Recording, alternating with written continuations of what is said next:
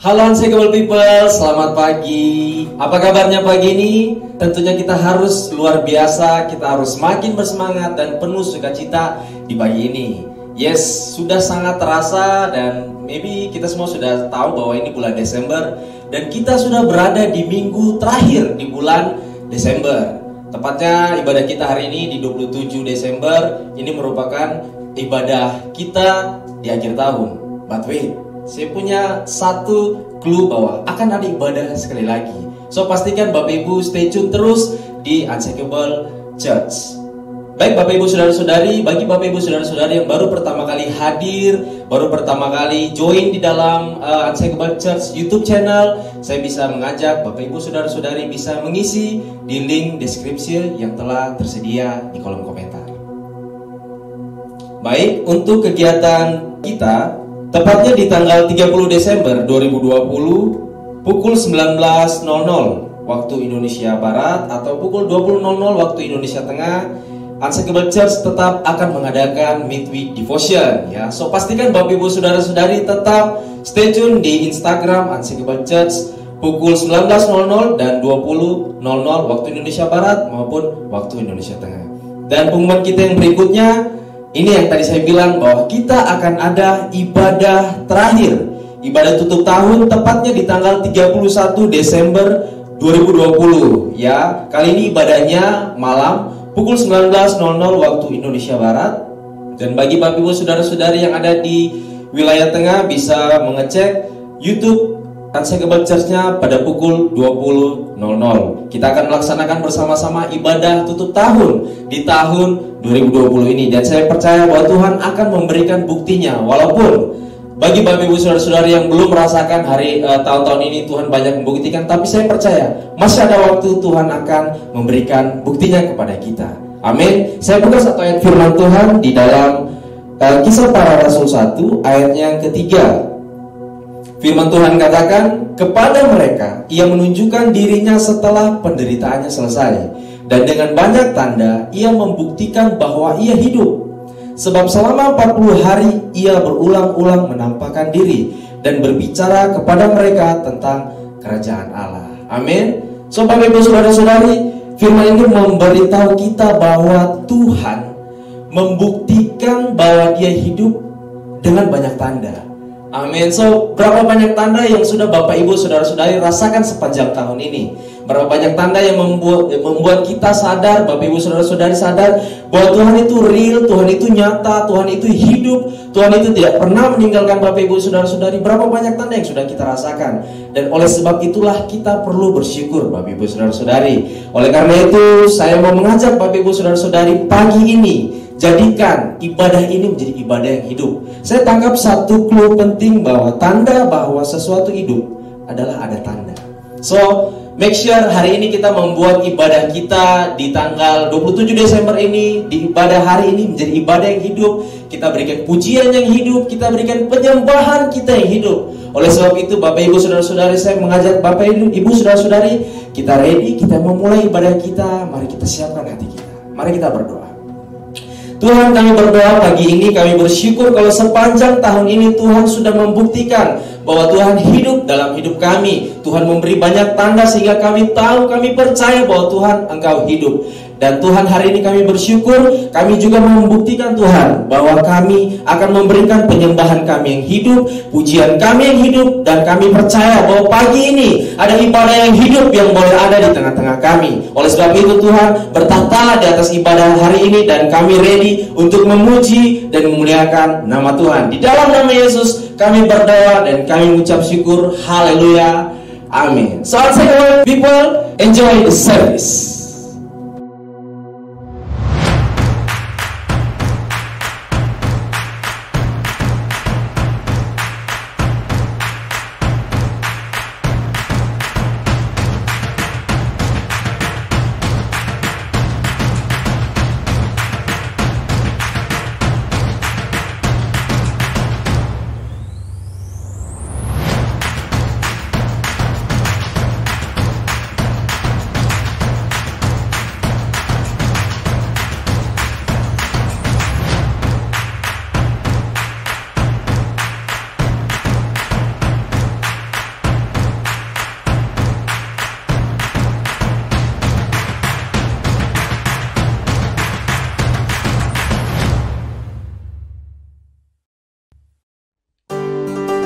Unshakable people, kita mau memuji Tuhan. Yuk bangkit berdiri. Come on.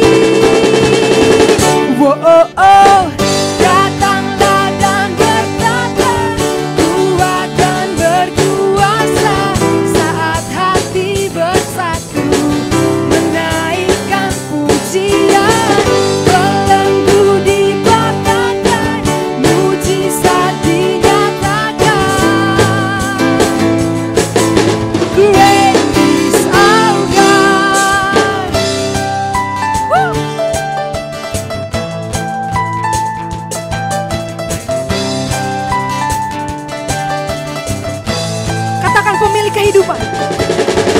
Pemilik kehidupan yang sanggup menyelamatkan jalan-jalan kebenaran.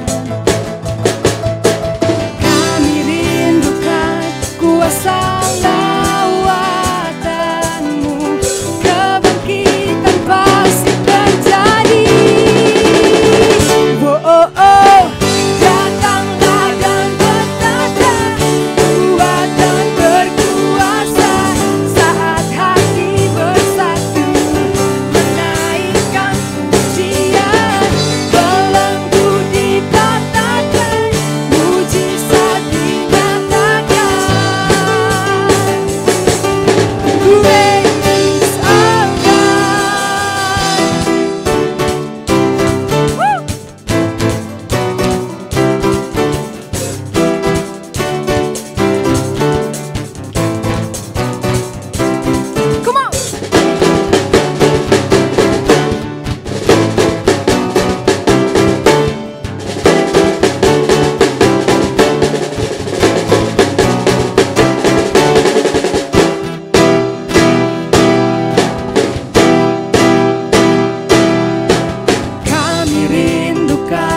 Kuasa lawatan-Mu, kebangkitan pasti terjadi. Kami rindukan kuasa lawatan-Mu, kebangkitan pasti terjadi. Oh, oh, oh. Datanglah dan berkata, kuat dan berkuasa. Saat hati bersatu menaikkan pujian, belenggu dipatahkan, mujizat dinyatakan. Great is our God, great is our God, great is our God. Hallelujah. Woo! Jemaat dipersilakan duduk kembali. Waktunya kita memberi yang terbaik untuk Tuhan. Amin, Bapak Ibu Saudara. Nah, di sini saya mau ceritakan bagaimana bangsa Israel waktu itu yang dipimpin oleh Raja Persia membangun bait suci. waktu itu ada Nabi Ezra, bagaimana Nabi Ezra adalah nabi yang sangat diurapi, bahkan nabi yang diberi kepercayaan waktu itu oleh Raja Persia untuk mengawasi pembangunan rumah Tuhan. Bahkan ketika Raja Persia memperbolehkan bangsa Israel untuk membangun rumah Tuhan di Yerusalem, Nabi Ezra tuh memberikan pembendaharaan yang terbaik untuk rumah Tuhan. Bahkan keuangan negaranya pun diberikan untuk pembangunan rumah Tuhan. Nah, di sini poin pentingnya adalah Bapak Ibu Saudara, kita mau lihat di Ezra 2 ayat 68 sampai 69 berkata bahwa beberapa kepala kaum keluarga tak kalah datang ke rumah Tuhan yang di Yerusalem mempersembahkan persembahan sukarela guna membangun rumah Allah pada tempat semula. Mereka memberi sumbangan sekadar kemampuan mereka untuk pembendaharaan guna pekerjaan itu sebanyak 61.000 dirham emas, 5.000 mina perak, dan 100 helai kemeja imam. Nah, di sini diceritakan bagaimana setiap orang memberi dengan sukarela, memberi dengan apa adanya di dalam kehidupan mereka gitu. Dan ketika mereka memberi dengan sukarela, akan diceritakan di sini akan terjadi sukacita, akan terjadi sorak-sorai, karena ketika mereka memberi, mereka dengan tidak paksaan, tapi mereka memberikan dengan apa yang ada di dalam kehidupan mereka. Diceritakan juga di selanjutnya, di perikop selanjutnya di Ezra 3 ayat 11b sampai 12. Diceritakan bahwa seluruh umat bersorak-sorai dengan nyaring sambil memuji-muji Tuhan oleh karena dasar rumah Tuhan telah diletakkan.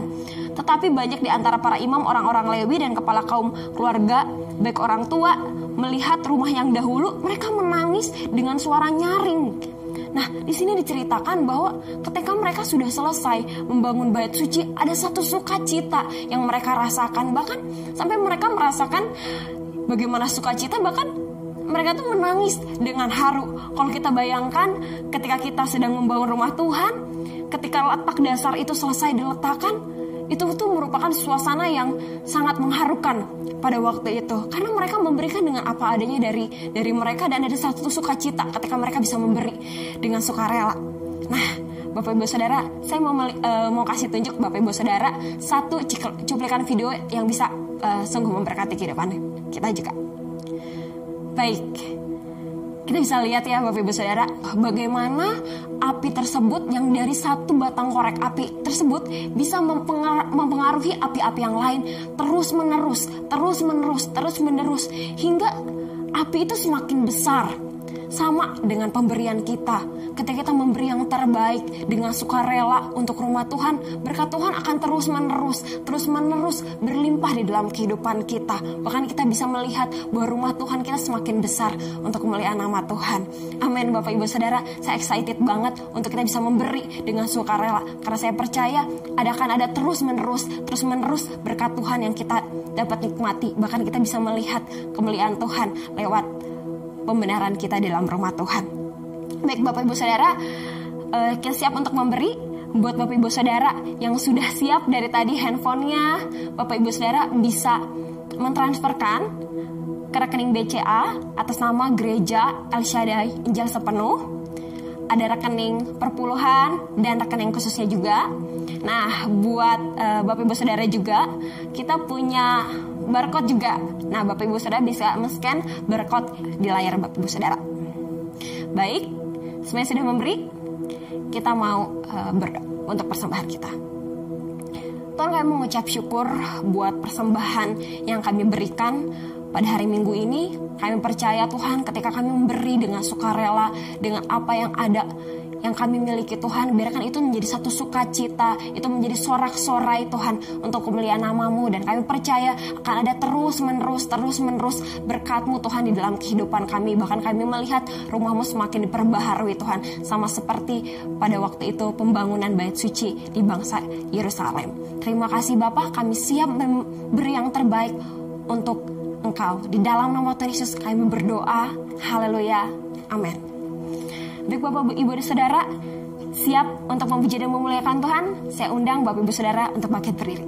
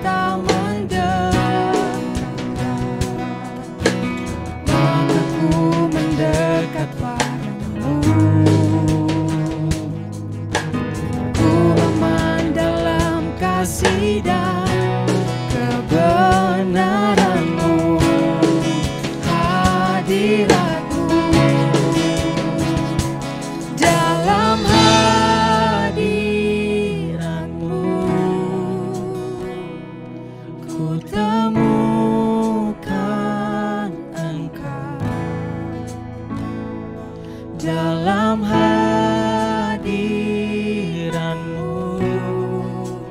Ku menyembah, ku menyembah.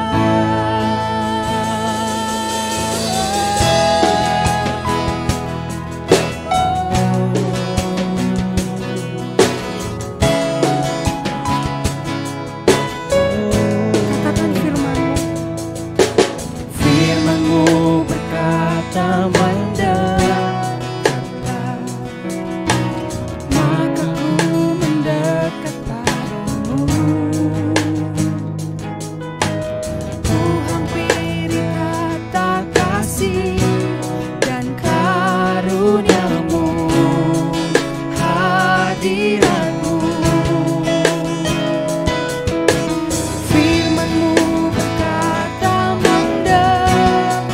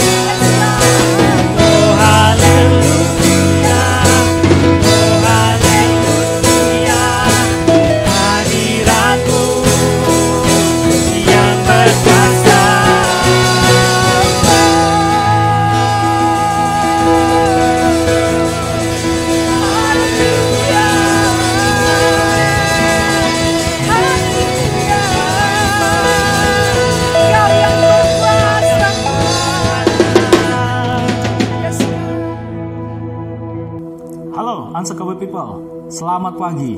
Saya percaya kita semua dalam keadaan baik dan sehat senantiasa, amin.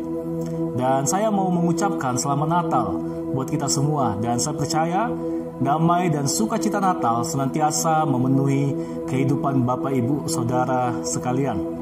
Dan suatu kehormatan kebanggaan bagi saya dapat menyampaikan firman Tuhan di hadapan Bapak Ibu Saudara. Dan saya berharap apa yang saya sampaikan dapat memberkati kehidupan kita semua.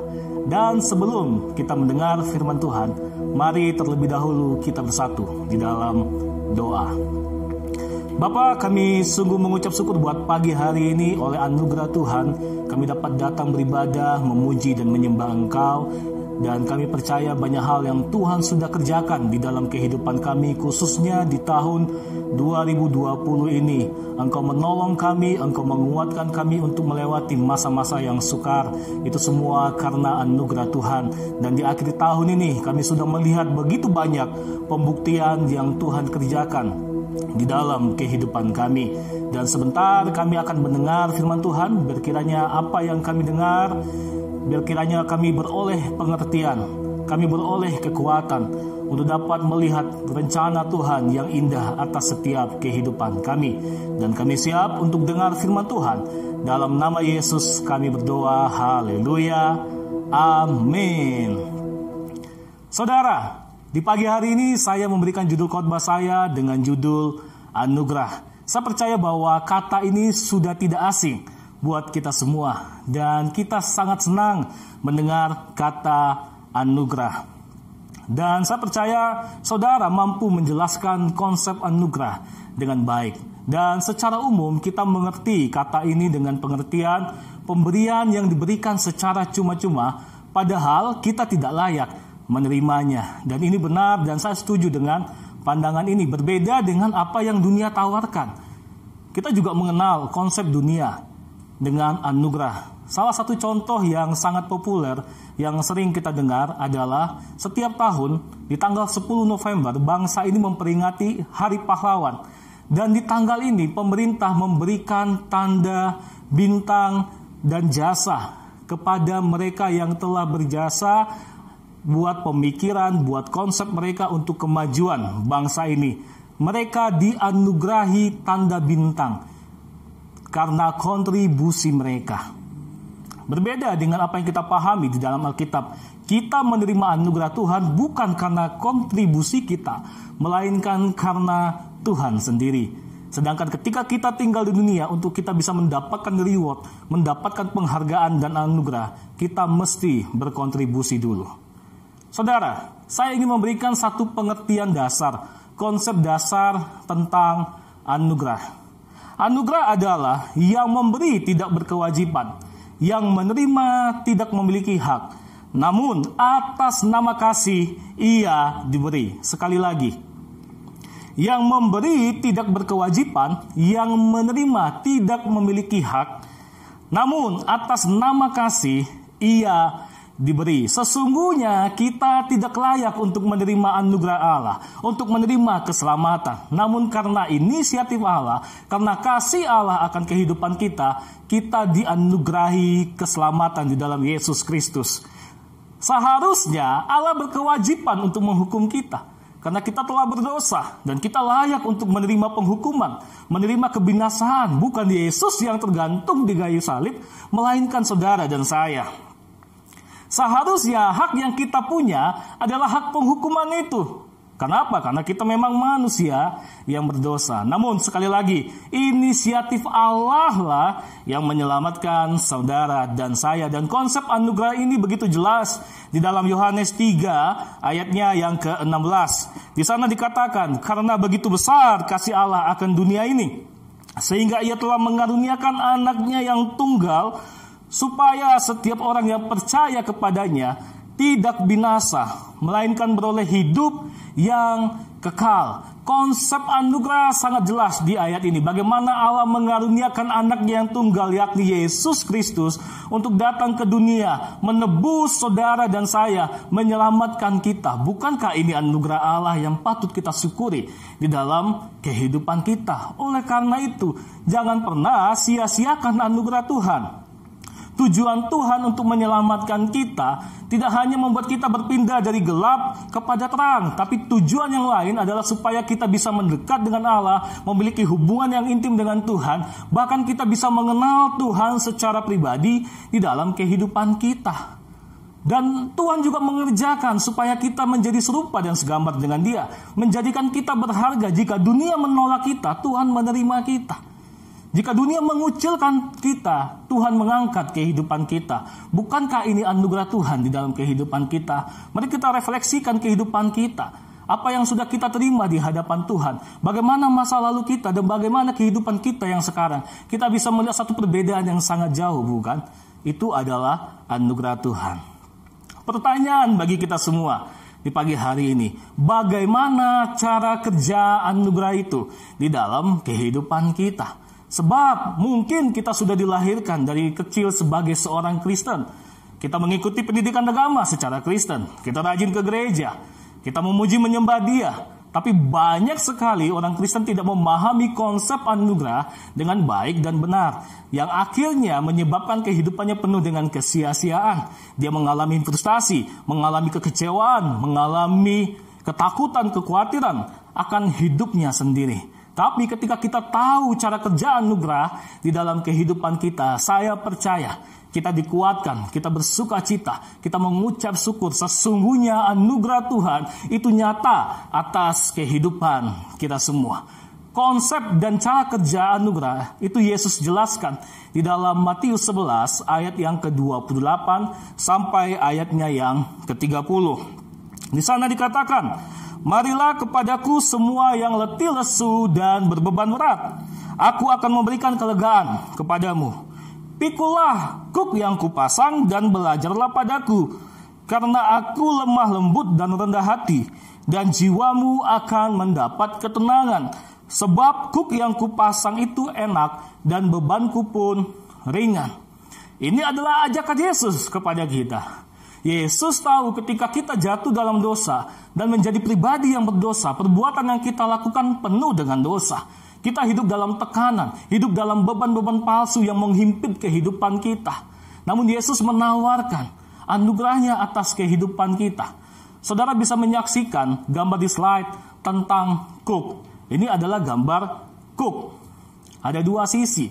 Kuk ini digunakan oleh petani untuk dikenakan kepada sapi atau lembu untuk menarik bajak, untuk bisa menggemburkan lahan pertanian. Ada bebannya. Dan konsep anugerah jelas. Yesus mengatakan kepada kita untuk tidak meninggalkan beban kita, tanggung jawab kita. Yesus mengatakan untuk kita mengenakan kuk itu, dan Yesus juga mengenakan kuk yang sama. Artinya apa? Kita berjalan bersama dengan Yesus dengan beban yang ada. Artinya apa? Beban itu terasa ringan di dalam kehidupan kita. Anugerah tidak membiarkan kita lepas dari tanggung jawab kita, lepas dari tugas kita, kewajiban kita. Sebagai orang percaya, tetap ada tanggung jawab yang harus kita kerjakan. Bapak Ibu Saudara, ada dua ekstrim pandangan tentang anugerah. Yang pertama adalah orang yang menolak atau mengabaikan anugerah itu. Yang kedua, mereka yang menyalahgunakan anugerah. Mereka yang menolak atau mengabaikan anugerah adalah mereka yang orang-orang yang mengandalkan kekuatan mereka sendiri. Mereka merasa mampu bisa melakukan sesuatu tanpa mengandalkan Tuhan. Karena mereka berpikir bahwa mereka punya pikiran, punya kekuatan, punya keahlian untuk menyelesaikan setiap perkara di dalam kehidupan mereka. Bagi mereka yang menyalahgunakan anugerah, mereka berpikir bahwa ketika anugerah Tuhan diberikan atas kehidupan mereka, mereka bisa sebebas-bebasnya hidup, bebas berbuat dosa. Kenapa? Mereka merasa dirinya sudah ditebus dan diselamatkan. Artinya sekalipun dia berbuat dosa, dia pasti diselamatkan. Ini adalah pandangan yang keliru. Sekali lagi saya katakan, ketika anugerah diberikan buat kita, Tuhan tidak menghilangkan tanggung jawab kita. Tuhan tidak menghapuskan kewajiban kita. Melainkan ketika anugerah itu ada, Yesus mau kita berjalan bersama-sama dengan Dia, menyelesaikan setiap tugas dan tanggung jawab kita sampai garis akhir. Inilah cara kerja anugerah Tuhan di dalam kehidupan kita. Saya berharap kita bisa paham cara kerja anugerah di dalam kehidupan ini. Bapak Ibu Saudara, Saya melihat salah satu tokoh di Alkitab yang benar-benar memahami konsep anugerah Tuhan di dalam kehidupannya. Tokoh ini adalah Daud. Kita tentu kenal Daud. Dan saya rindu untuk kita bisa membuka bagian Alkitab di dalam Mazmur 65 ayat 1 sampai ayatnya yang ke-14. Karena keterbatasan waktu, Bapak Ibu Saudara bisa baca selengkapnya di tempat masing-masing. Bapak Ibu Saudara, kitab Mazmur merupakan kitab yang sangat unik dan berbeda dengan kitab-kitab yang lain.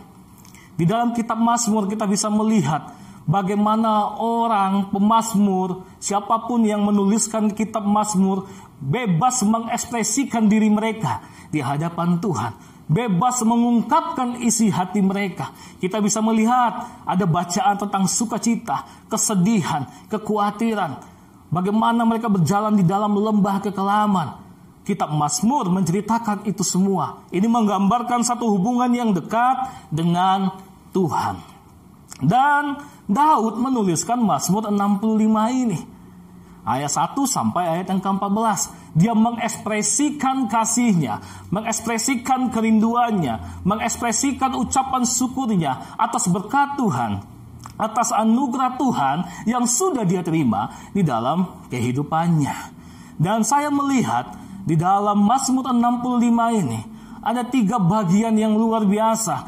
3 bagian anugerah yang Daud terima secara pribadi dan dia ungkapkan di dalam tulisannya. Dan kita akan melihat anugerah apa saja yang Daud terima sepanjang hidupnya. Yang pertama adalah anugerah pengampunan. Di dalam ayatnya yang ke-3 sampai yang ke-4, saya ingin membacanya di dalam terjemahan bahasa Indonesia masa kini. Di sana dikatakan, sebab engkaulah yang mengabulkan doa. Semua orang datang kepadamu karena telah berdosa. Dosa-dosaku terlalu berat bagiku, tetapi engkau mengampuninya. Daud menerima anugerah pengampunan.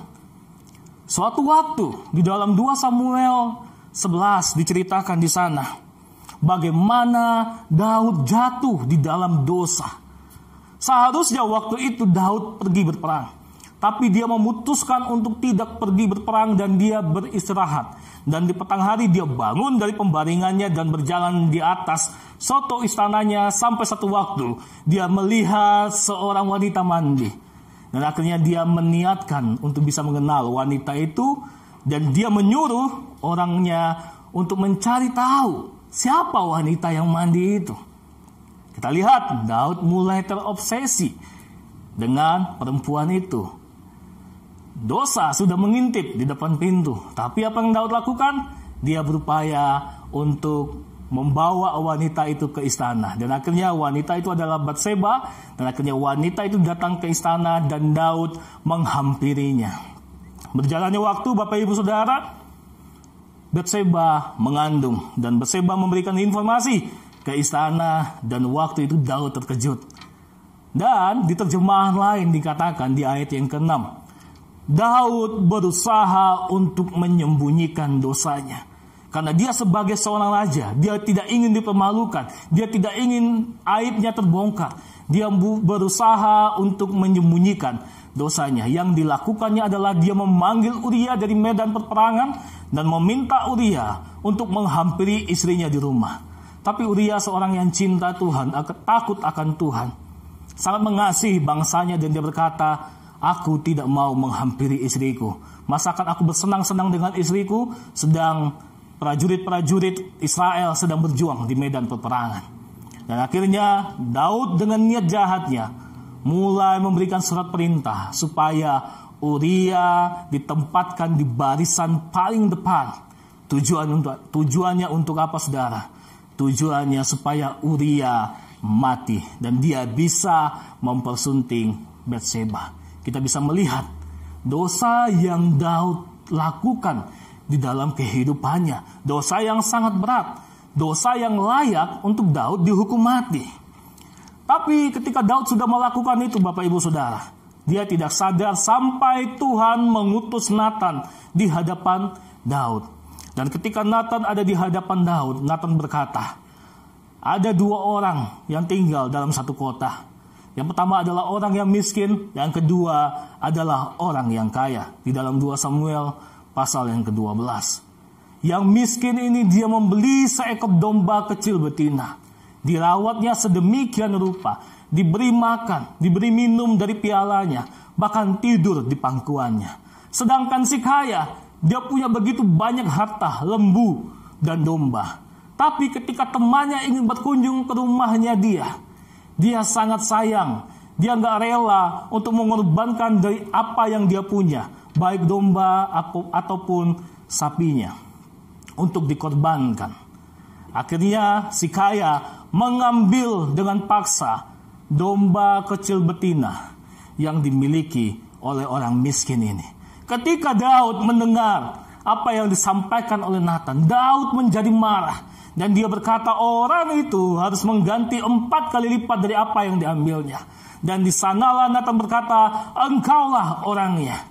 Dan ketika Daud mendengar teguran dari Nathan, dia berlutut dan dia berkata di dalam 2 Samuel 12 ayat 13, di sana dikatakan, lalu berkatalah Daud kepada Nathan, aku sudah berdosa kepada Tuhan. Dan Nathan berkata kepada Daud, Tuhan telah menjauhkan dosamu itu, engkau tidak mati. Bapak ibu saudara, seharusnya Daud dihukum mati. Dia layak untuk menerima itu. Namun sekali lagi, anugerah Tuhan bekerja di dalam kehidupan Daud. Daud lepas dari hukumannya. Namun sekali lagi, tetap ada konsekuensi yang Daud terima. Anak itu akan mati. Bahkan firman Tuhan berkata bahwa peperangan pedang tidak akan lepas dari kehidupan generasi Daud selanjutnya. Tapi sekali lagi, anugerah Tuhan bekerja dalam kehidupan Daud. Dan Daud dapat menyelesaikan masa pemerintahannya selama 40 tahun. Itu adalah anugerah Tuhan, Bapak Ibu Saudara. Dan saya mau katakan, teguran Nathan merupakan sarana anugerah. Teguran Nathan membuat Daud berpaling dari dosa dan menghadap kepada Tuhan. Itu adalah sarana anugerah Tuhan. Bapak Ibu Saudara, ketika kita juga berbuat dosa dan teguran Tuhan datang kepada kita, baik lewat firman Tuhan yang kita baca, firman Tuhan yang kita dengar, yang kita renungkan, atau ketika kita sedang berbicara dengan pemimpin rohani kita ditegur, atau ketika kita dimuridkan, kita ditegur, itu merupakan sarana anugerah Tuhan. Supaya apa? Supaya kita tidak jatuh lebih dalam lagi. Hal yang sama ketika Nathan menegur Daud, tujuan Tuhan adalah supaya Daud tidak jatuh lebih dalam lagi, yang pada akhirnya menghancurkan kehidupan Daud. Bapak Ibu Saudara, di dalam Amsal 25 ayatnya yang ke-7 berkata, lebih baik teguran yang nyata-nyata daripada kasih yang tersembunyi. Kita patut bersyukur bahwa Tuhan tetap mencurahkan anugerahnya, sekalipun itu lewat teguran. Memang teguran itu tidak mengenakan, kadang itu menyakitkan, kadang bisa membuat kita marah, kadang bisa membuat kita malu. Tapi sekali lagi itu adalah sarana anugerah Allah, supaya apa? Gerbang pengampunan itu terbuka atas kehidupan kita. Mari kita lihat kehidupan kita. Apapun dosa yang telah kita perbuat, baik itu kecil dan besar menurut pandangan kita, mari kita datang kepada Tuhan memohon pengampunan. Dan Dia membuka tangannya untuk mencurahkan pengampunan atas kehidupan kita semua. Dan jika ada di antara kita yang sudah menerima teguran tapi belum membuat keputusan di hari ini, saya mengajak Bapak Ibu Saudara untuk mengambil satu keputusan menerima teguran yang berasal daripada Tuhan.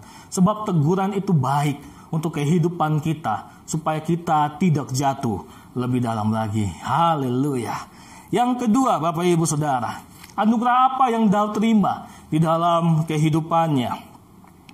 Di dalam Mazmur 65 ayat yang kelima, di sana dikatakan di dalam terjemahan bahasa Indonesia masa kini, berbahagialah orang yang kau pilih dan kau panggil untuk tinggal di rumahmu. Kami akan dipuaskan dengan segala yang baik di rumahmu, kediamanmu yang suci. Yang kedua, anugerah, berkat yang Daud terima di dalam kehidupannya adalah pilihan dan panggilan Tuhan. Di luar dugaan, Daud yang muda yang tidak dipandang oleh keluarganya diurapi menjadi seorang raja. Waktu itu Tuhan sudah mundur dari kehidupan Saul karena Saul tidak taat dan menentang Tuhan. Akhirnya Tuhan memerintahkan Samuel untuk datang ke rumah Isai untuk mengurapi seorang raja yang Tuhan telah pilih untuk menggantikan Saul. Di dalam 1 Samuel 16, Bapak Ibu Saudara bisa membacanya.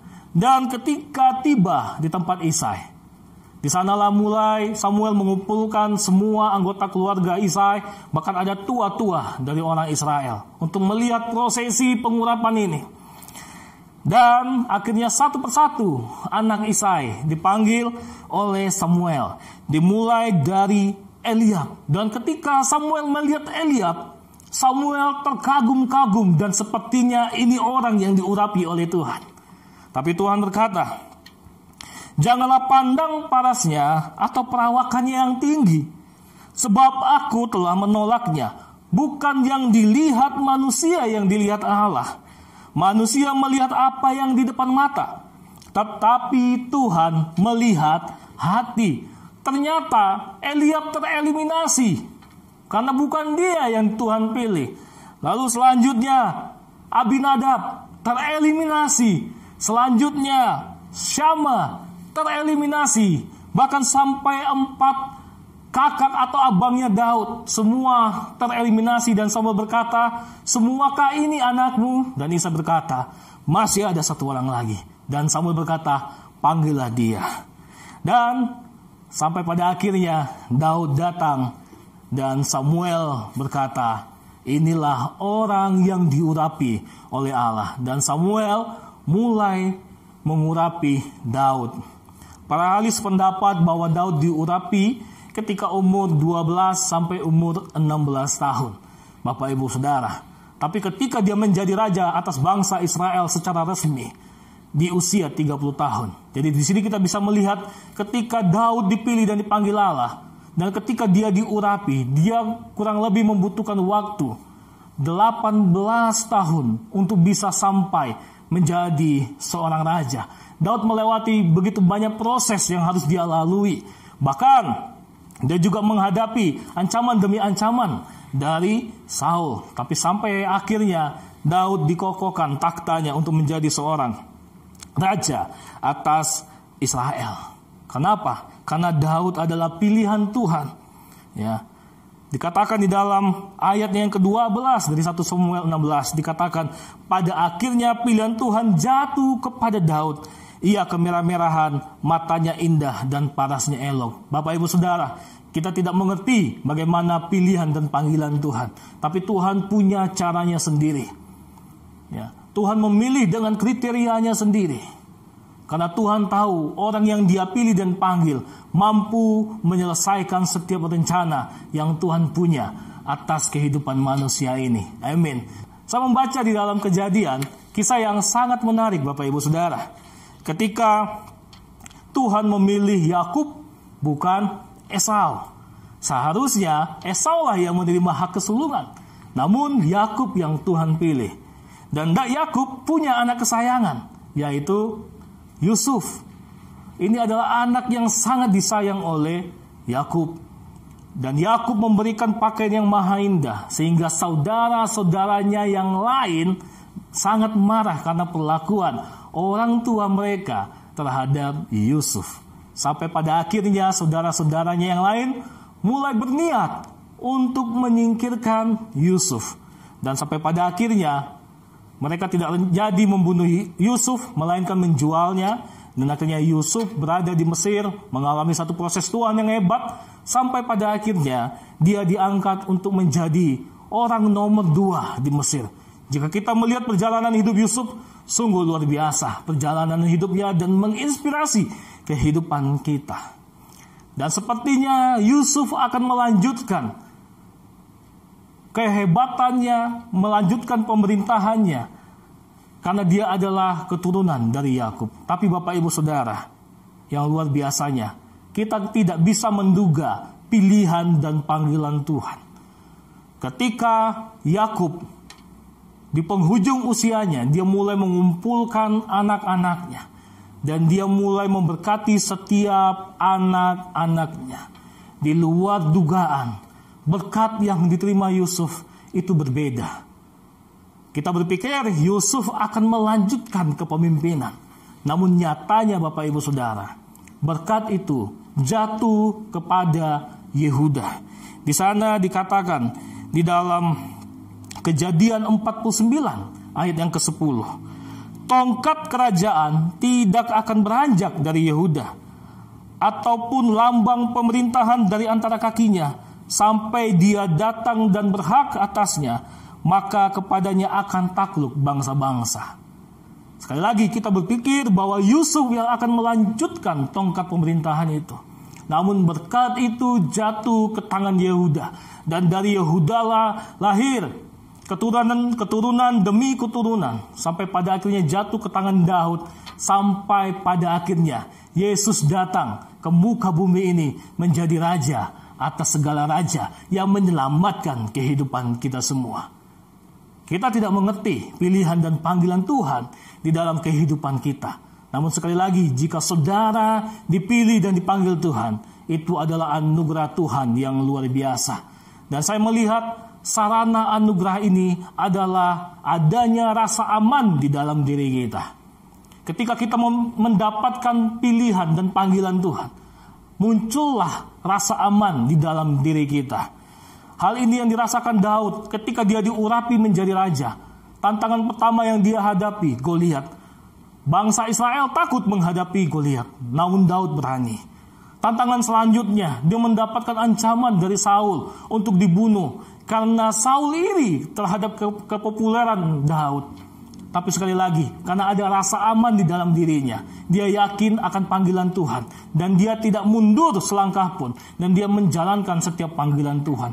Rasa aman itu adalah kita yakin ada penyertaan Tuhan, perlindungan Tuhan di dalam kehidupan kita. Ketika kita sadar apa panggilan Tuhan dalam kehidupan kita, mari kita jalani dengan tekun.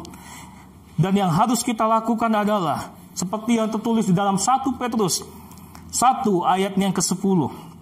Karena itu saudara-saudaraku, berusahalah sungguh-sungguh supaya panggilan dan pilihanmu makin teguh. Sebab jikalau kamu melakukannya, kamu tidak akan pernah tersandung. Tugas kita hari ini, mari kita berusaha sungguh-sungguh supaya panggilan dan pilihan kita itu makin teguh di dalam Tuhan. Sehingga apa? Kita mampu menyelesaikan setiap tugas dan tanggung jawab yang Tuhan sudah embankan di dalam kehidupan kita semua. Saya teringat ketika saya membuka akun medsos saya, di bagian halaman ada satu iklan yang menceritakan bagaimana perjuangan seorang hamba Tuhan yang melayani di pedalaman Toraja.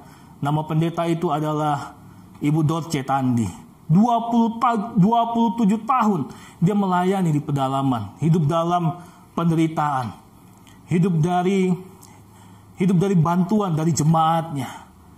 Bahkan setahun yang lalu dia tertabrak dan kakinya mulai membusuk. Namun dia tetap teguh, tetap kuat menjalani setiap panggilan Tuhan. Karena dia tahu Tuhan panggil dia untuk melayani suku-suku yang tidak terlayani. Jujur Bapak Ibu Saudara, saya sangat terberkati dengan apa yang dia perbuat. Masa penantiannya 27 tahun. Akhirnya Tuhan tolong ketika ada lembaga swadaya masyarakat mulai menggalang dana untuk membantu pendeta ini. Dan rencananya akan dibangunkan gereja. Dan dana itu juga digunakan untuk kehidupan pendeta ini. Butuh waktu 27 tahun untuk melihat bagaimana anugerah Tuhan itu bekerja di dalam kehidupan ibu ini. Sungguh luar biasa Bapak Ibu Saudara. Makanya mari kita sama-sama makin teguh dalam pilihan dan panggilan yang Tuhan sudah beri di dalam kehidupan kita. Dan yang terakhir, anugerah yang harus kita pahami yang Daud terima adalah pemeliharaan Tuhan. Daud adalah seorang raja. Dia memiliki kuasa, memiliki istana, wilayah yang luas. Dan daerah-daerah yang dia taklukkan akan memberikan upeti kepada Daud setiap tahun. Dan kita pikir itu cukup. Tapi sekali lagi di dalam Mazmur ini, Daud mengungkapkan rasa syukurnya atas anugerah Tuhan. Daud tahu bahwa semua yang dia miliki itu karena Tuhan. Sekalipun dia mengerjakannya, sekalipun dia sadar bisa juga dengan kekuatannya, tapi dia sekali lagi berkata bahwa ini semua karena Tuhan. Di dalam Mazmur 65 ayat yang ke-12, versi mudah dibaca, dikatakan di sana, Engkau memulai tahun yang baru dengan tuaian yang baik, Engkau mengakhiri tahun dengan hasil panen yang banyak. Daud sadar ketika dia menjalani pemerintahan, Tuhan sudah mengerjakan hal-hal yang luar biasa terlebih dahulu di dalam kehidupan Daud. Tuhan memberkati tanah apa yang kita miliki sekarang ini. Bisa jadi itu keluarga kita, pekerjaan kita, tanggung jawab kita. Mari kita kerjakan sungguh-sungguh dan kita lihat anugerah Tuhan bekerja memberkati tanah tersebut. Tapi tanah juga bicara tentang hati kita. Jika sampai detik ini kita tetap mengasihi Tuhan, tetap mengenal Tuhan, tetap memuji menyembah Tuhan, bukankah Tuhan dari awal sampai detik ini tetap memberkati, tetap memelihara hati dan pikiran kita? Bukankah itu anugerah Tuhan yang luar biasa? Ketika kita mau kecewa, tawar hati, tapi Tuhan mengingatkan kita akan berkat-berkat-Nya, dan sarana anugerah yang Tuhan berikan bagi kita adalah iman, Bapak Ibu Saudara. Iman tidak hanya bicara tentang apa yang sedang Tuhan kerjakan. Iman tidak hanya bicara tentang apa yang akan Tuhan kerjakan, melainkan iman juga bicara tentang apa yang telah Tuhan kerjakan di dalam kehidupan kita. Oleh karena itu mari bersama-sama di pagi hari ini kita mengucap syukur buat anugerah Tuhan di dalam kehidupan kita semua. Dan saya percaya lewat firman Tuhan ini kita dibukakan sesuatu yang baru sehingga kita mampu menjalani tahun 2021 dengan sangat luar biasa bersama-sama dengan Tuhan. Amin. Mari kita bersatu di dalam doa. Bapa, kami sungguh mengucap syukur buat pagi hari ini. Kami sadar bahwa anugerah Tuhan terus bekerja di dalam kehidupan kami. Dan kiranya Tuhan, kami sadar kami tidak hanya diselamatkan, tapi kami sadar ketika kami berbuat dosa, kami datang kepada Engkau dan menerima teguran, maka Engkau memberikan pengampunan buat kami. Kami bersyukur bahwa dari sekian banyak orang Tuhan, Engkau memilih dan memanggil kami. Dan kami percaya bahwa ketika kami berjalan bersama dengan Tuhan, ada pemeliharaan Tuhan di dalam kehidupan kami. Dan ini adalah anugerah yang terindah, anugerah yang luar biasa bagi kami semua. Terima kasih buat firman Tuhan. Berkiranya Roh Kudus mengerjakan lebih dahsyat lagi di dalam kehidupan kami. Di dalam nama Yesus kami berdoa. Haleluya. Amin. Mari saudaraku, angkat kedua tanganmu dan terimalah berkat Tuhan. Diberkati hidupmu, diberkatilah masa depanmu, diberkati setiap hal-hal yang kau kerjakan dalam kehidupanmu. Diberkati kedua orang tuamu, diberkati ayahmu, diberkati ibumu, diberkati suamimu, diberkati istrimu, diberkati saudara-saudaramu, diberkati anak-anakmu, diberkati pekerjaanmu, usahamu, pelayananmu, segala sesuatu yang kau rancangkan. Diberkati waktu kau masuk, waktu kau keluar, waktu kau duduk, waktu kau berdiri. Diberkatilah engkau senantiasa di dalam setiap aktivitasmu, rancanganmu, setiap hal-hal yang kau kerjakan. Diberkati engkau, dan Tuhan akan mempromosikan engkau sehingga nama Tuhan dipermuliakan melalui kehidupanmu. Terima berkat dari Allah Bapa, kasih karunia Kristus dan persekutuan Roh Kudus menyertai engkau sekarang sampai selama-lamanya. Kemuliaan bagi Tuhan di tempat maha tinggi. Kau Raja diagungkan dan dipuji. Datanglah kerajaan, jadilah kehendak-Mu.